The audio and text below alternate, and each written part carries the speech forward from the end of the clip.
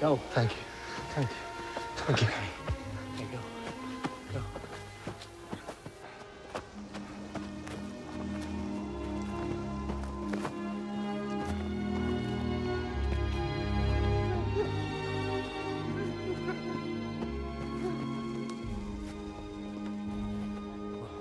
Hey! Hey! Wait! I got something. My jacket. It's no right trail.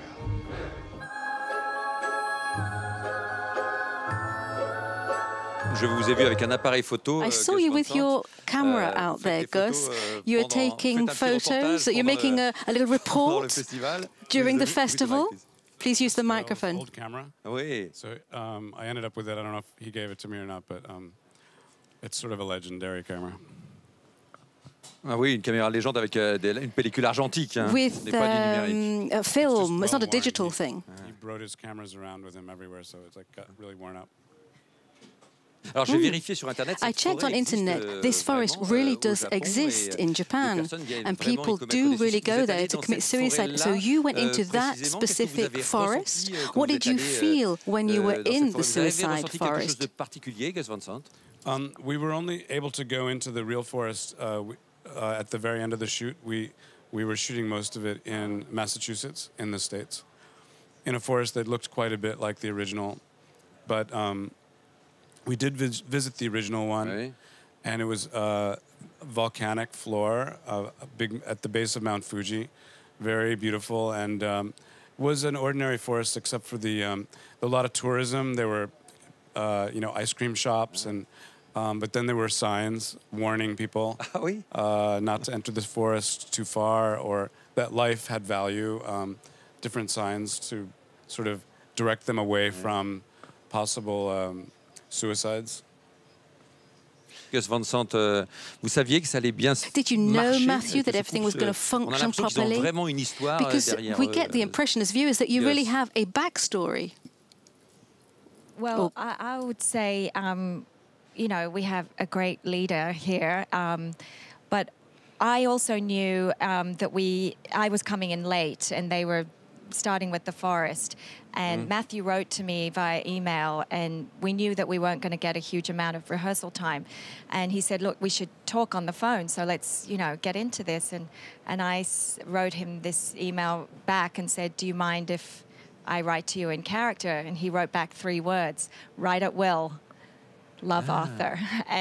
And then it was like, wow, this is great. And it just instantly excited me that we had a chance to create a backstory. And I think as actors, with the way you're trained, you work with an open mind. And if someone presents something, you go with it. You don't block it. You just keep going. And some of these emails were, silly things about the day. I'll meet you at this time. Can you pick up some milk on the way home? And then other times they were 3 pages long about all the things, the pain that you had caused back in the time, And so we created a way to connect so that once we arrived on set, it wasn't like, hi, I'm Naomi, and, what are you thinking? We just had a good way in, I think. Yeah, I'd like to say this about Naomi. I mean, she's all about the work. Oui. Like I said, I wrote you. I think I said Naomi one time in the first email, and you wrote back, signed Joan. Yeah. And she never brought any attitude or expectations or any of the lagniappe or et cetera from the outside world from our entire working experience. Now, that's just fun to do as actors. There's nothing pretentious about it. It's just fun. Oh, and j'imagine, oui. and it helps. Ah oui. Ah. Ça, vous le saviez tout ça, Gus Van Sant? Did you know all about that, Gus? Did you know that they were sending emails as husband and wife? These guys would say every now and then, maybe even during a scene, we've been communicating for months now.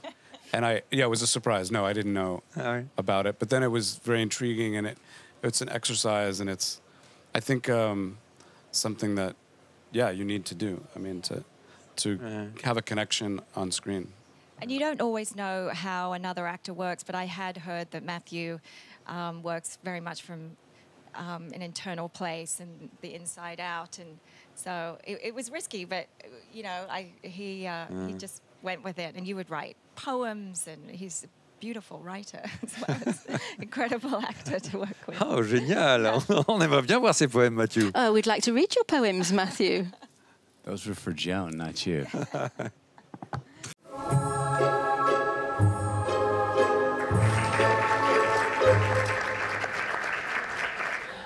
The forest in the film is described as the ideal place to die. Based on the script, as you may have received it, it could have gone toward a horror movie or toward a more psychological movie. Was that determination made by you from the word go? I liked the sort of scary aspects of this story, and yeah, there was a balance that I think we constantly were talking about of, you know, what degree do you play it with the mood and the soundtrack, and it was something that definitely the writer and producers were, I think, concerned about. They weren't thinking of it as a horror film, but it's not really a horror film. Sir? We could talk about, Matthew, the social drama versus the more spiritual drama in The Forest in terms of performance and in terms of direction, making sure that all the pieces fit together when you assemble the entire whole. The social drama versus the spiritual. Look, on the social side, I think that's what you're talking about, would be probably the relationship that Joan, Naomi's character, and I had. And, you know, that was a bit of how finding love, then losing love can, sometimes that's what you need to get conscious in your life. Through the forest, I saw the forest as this supernatural trip through purgatory. You know, this trip of annihilation to get to salvation. How you have to, you know, face death to actually find life. The heartbreaking and miraculous thing socially is how, you know, a tragedy, of which I'm not going to say exactly what it is, in our character's life is actually what reignites our love. And sometimes it's true, you know, it takes those things in our own life. And so that seemed very human to me in our relationship. And then, you know, the stuff in the forest was this, is everything as it seems. Wait a minute. What did you just say? Did I catch that right? Was that a malaprop? And that's through Ken Watanabe, who's Takumi. Again, there's story points I won't give away, but that was a journey that was always felt a bit levitated, because my character Arthur is not quite sure what he's going through. He's got lessons to learn. There's many ways you could explain it, but he does get annihilated to then come out the other side and actually be alive again. In terms of the relationship, that's what drew me to. I mean, firstly, Gus. I heard about this this piece of material, and I've always wanted to work with Gus. A great admirer of his work, always addressing important themes and character-driven material as well, and then also obviously Matthew, and so I managed to get my hands on the script, and at the center of it was this beautiful love story that was painful and tragic, but it seemed to represent something that felt really human and really universal to me, in that they never synchronized the love. It was there, it was pure, but they lost their way and got held up with blaming and shaming, and, you know, in this power struggle, and out of that was born all these other byproducts, you know, alcohol, drama, you know, him doing what he loves to do and her not doing what she loves to do, yet paying the bills, like all these sort of practical things that can take place in many different relationships. And it took a massive wake-up call for them to be able to reevaluate and say, let's forget everything, let's move through, let's forgive. And just as that realization comes to them, it's too late. And that felt really heartbreaking to me. And then the journey into the forest becomes, you know, this is the place that could kill you or heal you. And then it sort of reflects to me that it's not the place or the thing that can define you. All the answers are there within you. And if you could just let go of you know, all this other stuff. And I felt like these two people wanted to get there, and they needed a wake-up call. And again, in all forms of art, to me, I think the exploration of death is a good way to tell a story, because it's a big question for all of us, and through exploring death and getting to know it, we find better ways to understand life and the present moment and how valuable that is. Sir? Would you please talk about how coming to this festival affects you? You see the excitement, the buzz. What does that mean for you? How does it affect me? I'm happy to be here. I was happy to be invited to be here. I was happy that the film got in, and it was a great experience making the film.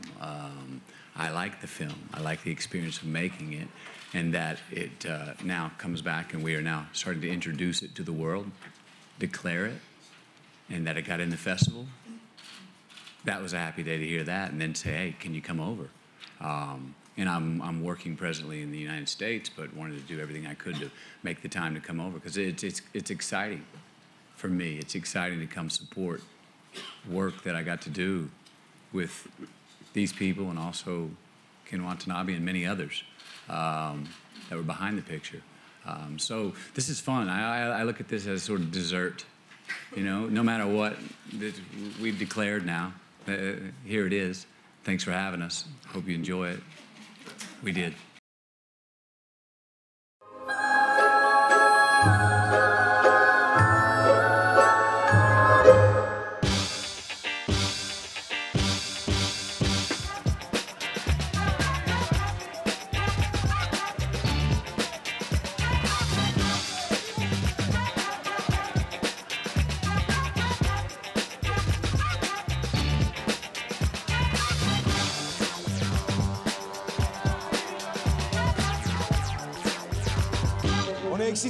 We're all thrilled to be here. We're going to have great fun.